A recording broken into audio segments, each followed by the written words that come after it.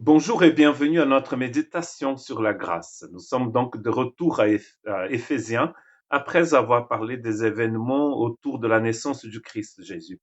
Et aujourd'hui, je voudrais faire une conclusion de ce que nous avons vu à la fin du chapitre 2 d'Éphésiens et tout le travail de la grâce pour que Dieu puisse former pour lui un corps, une famille, un temple. Et cela est extrêmement important ici dans cet épître. Et ça va nous aider aussi à avoir une idée de la grandeur de ce que Dieu a fait en nous euh, pour avoir donc ce peuple. Il y a ici donc l'idée que nous étions des étrangers, mais des étrangers dans le sens d'être aliénés, complètement à part, sans avoir accès au, au cadeau du Seigneur pour son peuple. Nous étions complètement aliénés de tout cela. Ainsi donc, vous n'êtes plus des étrangers ni des résidents temporaires. Vous êtes au contraire des saints, membres de la famille de Dieu. Vous avez été édifiés sur le fondement des apôtres et des prophètes, Jésus-Christ lui-même étant la pierre angulaire. C'est en lui que tout édifice bien coordonné s'élève pour être un temple saint dans le Seigneur. C'est en lui que vous aussi vous êtes édifiés avec eux pour former une habitation de Dieu en esprit. C'est comme ça qu'il finit le chapitre 2 d'Éphésiens. Un chapitre qui a commencé en parlant de la situation de chaque personne éloignée du Seigneur. Et donc là, il a mis sur cette liste les Juifs, parce que Paul, lui, il était juif, et aussi tous les autres habitants d'Éphèse. Je vous rappelle, si vous ne saviez pas, que Éphèse était une des villes les plus importantes du monde de cette époque-là.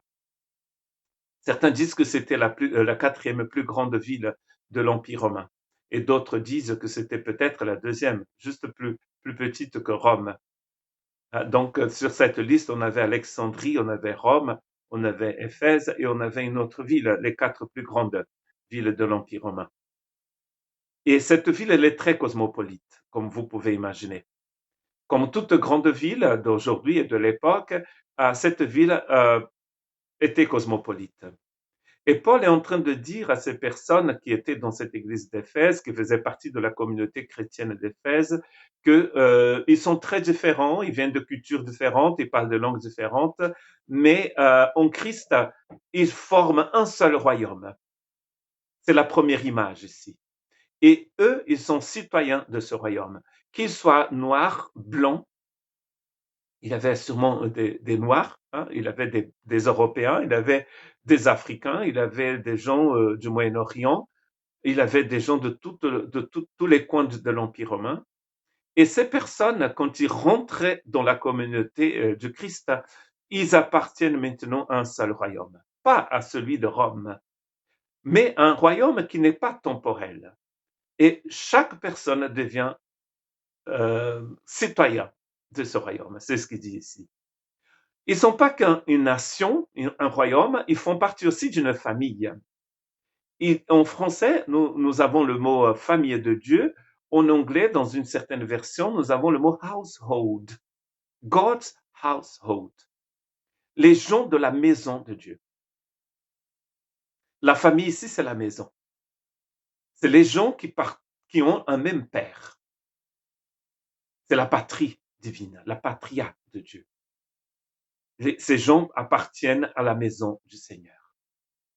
Ils ne sont pas dehors, ils ne sont pas des étrangers, ils ne sont pas des gens sans abri, ils ont une maison. Et cette maison, c'est celle de Dieu. Et eux, ils partagent ça ensemble. La troisième image, c'est celle que nous avons vue juste avant Noël, c'est l'image du temple. Ils forment donc un temple vivant, édifié pour former une habitation de Dieu en esprit.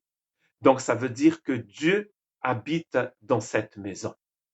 Nous sommes dans la maison de Dieu et Dieu est dans sa maison. C'est un peu ça l'idée ici dans Éphésiens. Nous sommes citoyens d'un royaume invisible, d'un royaume céleste, universel, international.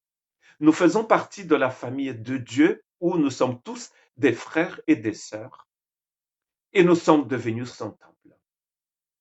plus d'aliénation, plus de complexe en pensant que nous sommes inférieurs à d'autres personnes.